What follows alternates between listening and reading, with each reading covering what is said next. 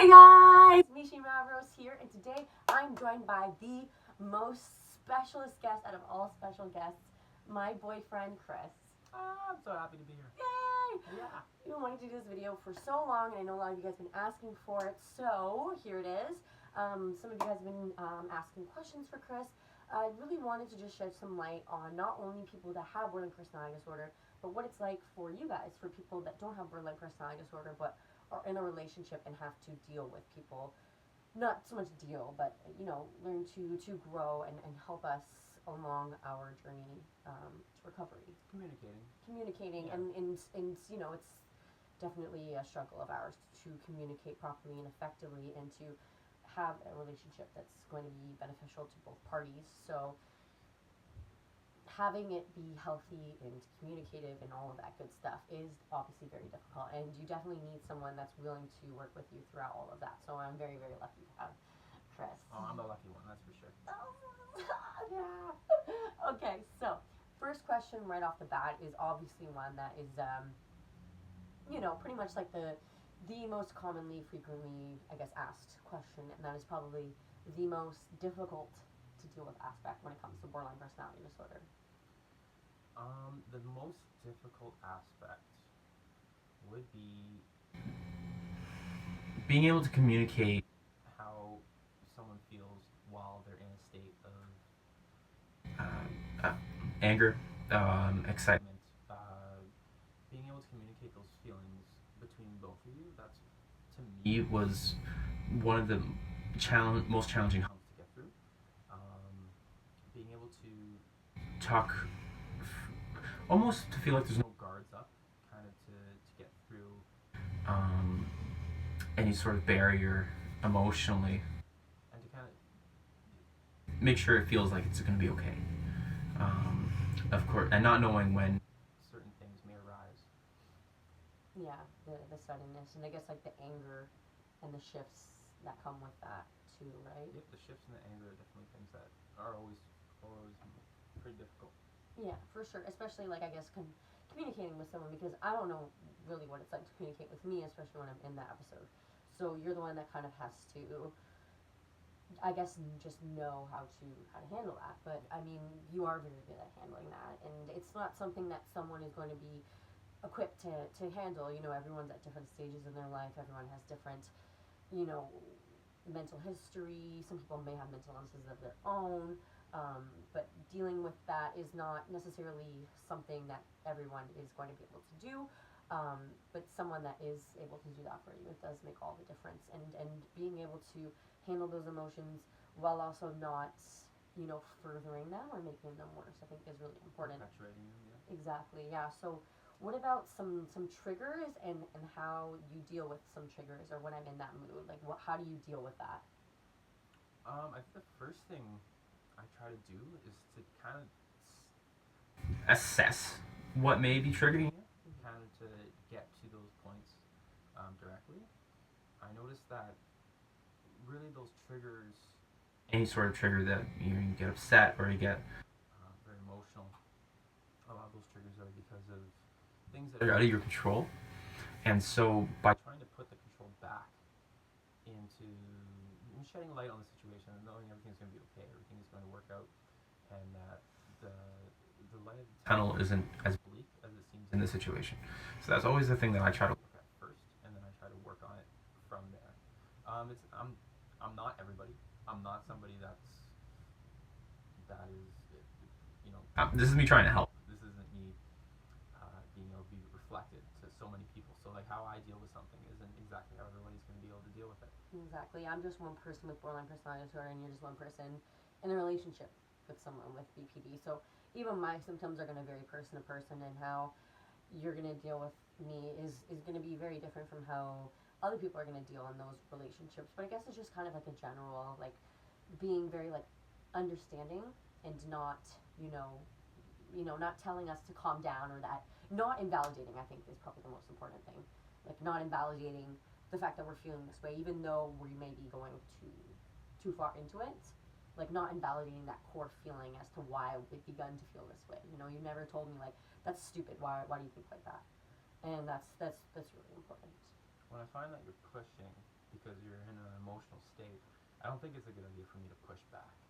I don't think it's a good idea for me to put up my own kind of shoulder and be like, oh well, you know what, how you're affecting this us right now is frustrating me. So I'm gonna reflect that back onto you and be like, oh, how you're feeling is wrong.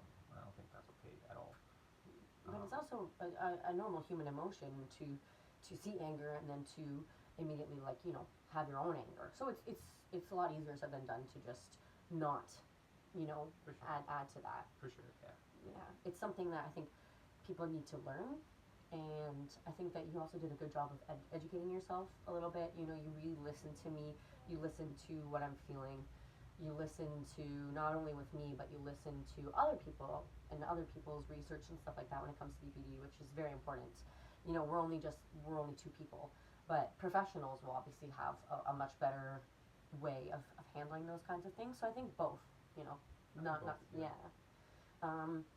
What else is there? I guess like maybe a positive thing because we hear all the time borderline personality disorder is a very negative thing. It's obviously going to make a relationship a lot harder. But what is something maybe that you would say is like a positive? Positive for BPD would definitely be, I could be having a terrible day.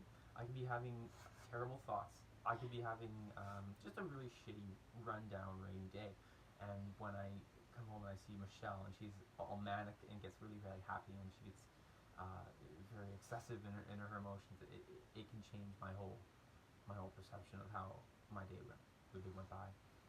And not only that, but it makes me look forward to other occasions with her because when she gets excited and she gets overwhelmed with those positive emotions, it makes up the world of difference. Especially, or you can look at it another way, like when she's at like a restaurant, she wants something a particular way, she's ordering something, she will be very not dictative, but very she will point out what she wants, and she'll get exactly what she wants every time. I hope I don't sound like a bitch, but No, you sound powerful. Sounds sexy. Oh, I love doing these videos. I think that we should honestly, I think we should just like make our own channel or something. I think that's a swell idea. Yeah. I don't know what else. I mean, really, it's just living day to day, and what may have worked yesterday may not work today, may not work today, may work tomorrow, Right. kind of thing. But also just I don't know. It's hard. It's a lot harder, obviously, as someone with borderline personality disorder to understand what it's like to deal with us because I have friends with BPD, but I also have BPD. So it's two borderlines. So I don't really know what it's like to be in a relationship with someone with borderline that doesn't have borderline. And like I guess every single day is new. Every single day is new to an extent. I think once you kind of get through those puddles of knowing how a situation may be, even at its worst, then you're able to look at it and you're able to be prepared, and that's where you're taking a lot of the anxiety away from something. So when you know the outcome before you get to it, so before you get to that situation, you're able to really lend a helping hand to the person you care about, the person who's going through these kind of things. For me, it was always, well, maybe the earlier months of not really knowing exactly how a situation would play out. Excuse me. But being able to see, to know how I'm going to react. That's another part of it. That's I think a bigger part of it, even when you want to try and help, is to know how you're going to react in the face of possibly an uncomfortable situation. I like that. Yeah. But I think ultimately, like, for sure, the first and most important step is helping your significant other along to the road of recovery in terms of like finding a therapist, making sure that they're seeking professional help. That is obviously the most important thing. But there's obviously other things that you can do to try and help. But being there for someone throughout their journey, not judging someone. You never judge me for my emotions, even though they may seem crazy or wild. I think getting to the root of the problem is something that you've always done for me, and I think that it definitely does, helps realize like, okay, why am I feeling this way? Oh, it's because I have abandonment issues, or oh, it's because of this or because of that, you know, and being able to talk, you know, calmly. And I think that you always give me time to finish, you know, doing whatever it is we do during our episodes, but um, and then talking to you calmly and not holding it against me. Yeah, I can't say that I think it would be appropriate for me to hold how you feel against you, regardless of how much you think it's strong or you think it's not right. Because again, you're battling something that I am not battling.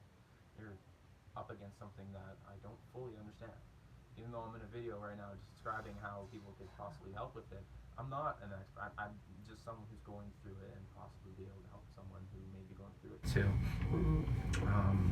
So again, I don't think that it's appropriate for me to go up against a natural feeling that you have. Yeah, but also at the same time, not necessarily encouraging or enabling those behaviors, but just, you know, accepting them. Like, I've said some pretty wild things. Like, if I was like, all right, you know what, I'm gonna go, you know, to someone's house right now, Yeah. in an episode, and in those situations, you're just kind of like, okay, we can talk about that, but for now, you know, kind of like deterring it. Like, you've never encouraged me to do anything bad, so it's finding that balance as well between, you know, completely shutting someone down and then also enabling them, or you know, encouraging those toxic behaviors too. So obviously that balance is very difficult though.